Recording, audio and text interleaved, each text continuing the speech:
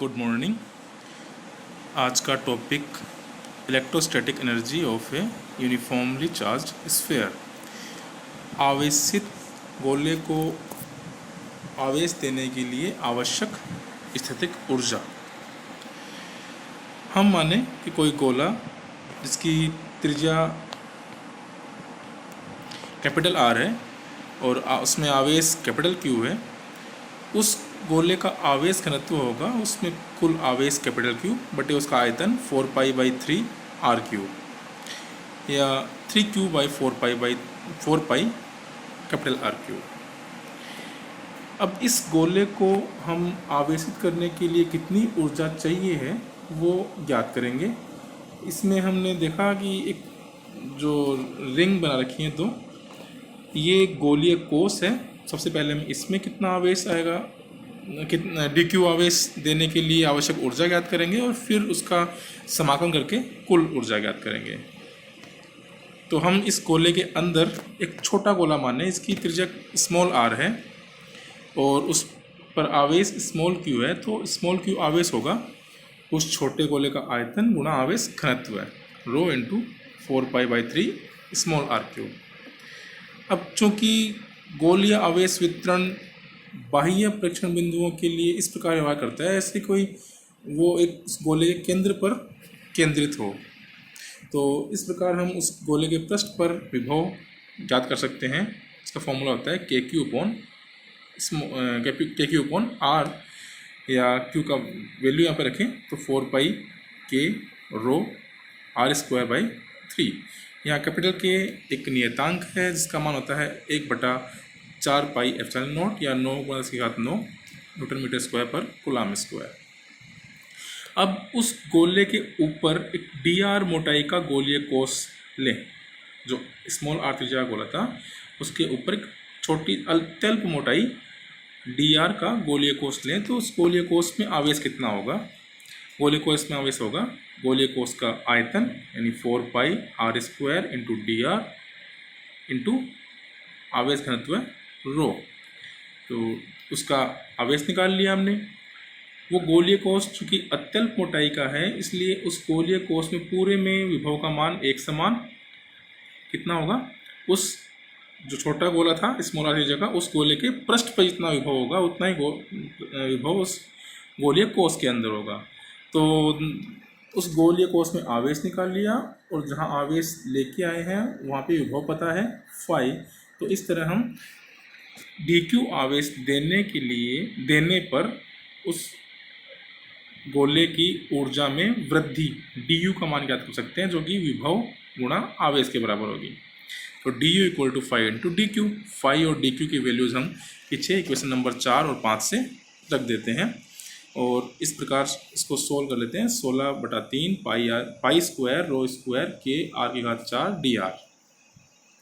अब हमें निकालनी है पूरे गोले को आवेशित करने के लिए ऊर्जा, इसलिए हम इसका पूरे गोले के लिए यानी 0 से लेके कैपिटल R तक इसका कर देते हैं समाकलन। ओके, u = इंटीग्रेशन du और integration phi dq 0 to q या integration 16/3 π² rho square k r⁴ dr limit 0 to capital R। इसमें सब कुछ कांस्टेंट है, खाली स्मॉल r को छोड़ के स्मॉल r⁴ का हो जाएगा समाकलन r⁵5/5 और लिमिट रखेंगे तो आ जाएगा 16/15 π² रो स्क्वायर k r⁵5। रो का मान इक्वेशन नंबर 1 से हम रख दें और सोल्व करें तो फाइनल जो वैल्यू है वो 3kq² कैपिटल R हमें मिलती है। ये है किसी कुचालक पदार्थ के गोले को एक समान रूप से आवेशित करने के लिए आवश्यक स्थितिक ऊर्जा। अब यदि गोला कुचालक ना होकर चालक हो तो क्या होगा। तो उस गोले को आवेश दें तो पहले मान लो किसी समय उसमें स्मॉल q आवेश है, तो उसके पृष्ठ पर विभव होगा k small q into upon capital R, क्योंकि जो पूरा आवेश है वो उसके पृष्ठ पर ही होता है। चालक गोले के अंदर आवेश नहीं होता, उसके पृष्ठ पर आवेश होता है, इसलिए उसकी त्रिज्या कैपिटल आर ली जाएगी। अब अनंत से डी क्यू आवेश और दें तो ऊर्जा में वृद्धि होगी फाई इंटू डी क्यू, और हम फाई की वैल्यू रख दें तो जो ऊर्जा में वृद्धि है वो K Q upon R into D Q. इसका कर दें इंटीग्रेशन, तो zero small Q equal to 0 small Q equal to capital Q तक इंटीग्रेशन करें तो आ जाएगा half K capital Q square upon R.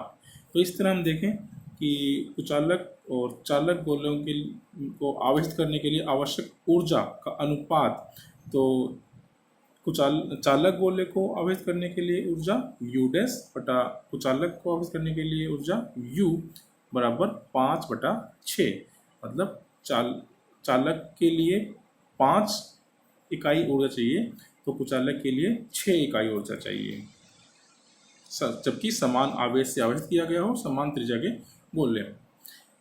Electron की चिरसम्मत त्रिज्या। इलेक्ट्रॉन को हम एक आवेशित गोला मानकर इसकी त्रिज्या ज्ञात कर सकते हैं। हमने पीछे पढ़ा कि आवेशित किसी गोले को सम आवेशित करने के लिए ऊर्जा की मात्रा चाहिए होती है 3/5 K Q square upon R. Electron पर आवेश E है, इसलिए U इक्वल टू 3/5 के ई स्क्वायर बटा आर। अब चूँकि जो इलेक्ट्रॉन है उसका मास m है और हम उसमें जो ऊर्जा है वो उसके द्रव्यमान के रूप में निहित मान सकते हैं, तो आइंस्टीन के ऊर्जा द्रव्यमान संबंध से जो ये ऊर्जा है U वो बराबर होगी mc² के, जहाँ पे m इलेक्ट्रॉन का द्रव्यमान है। अब चूँकि ये दोनों बराबर है इसलिए इक्वल करके रख दें तो mc² इक्वल टू 3/5 के ई स्क्वायर बटा आर और r इक्वल टू 3/5 के ई स्क्वायर बटा mc²। अब के ई m और c इन ये चारों ही कॉन्स्टेंट हैं, इनकी वैल्यूज़ रखी जाए जो कि ये आयत में दी हुई है। के ई m और c चारों की वैल्यूज, तो ये वैल्यूज हम पुट करेंगे तो r की वैल्यू आती है 1.69 फर्मी। यह इलेक्ट्रॉन की क्लासिकल चिरसम्मत त्रिज्या कहलाती है 1.69 × 10⁻⁻15 मीटर। Thank you.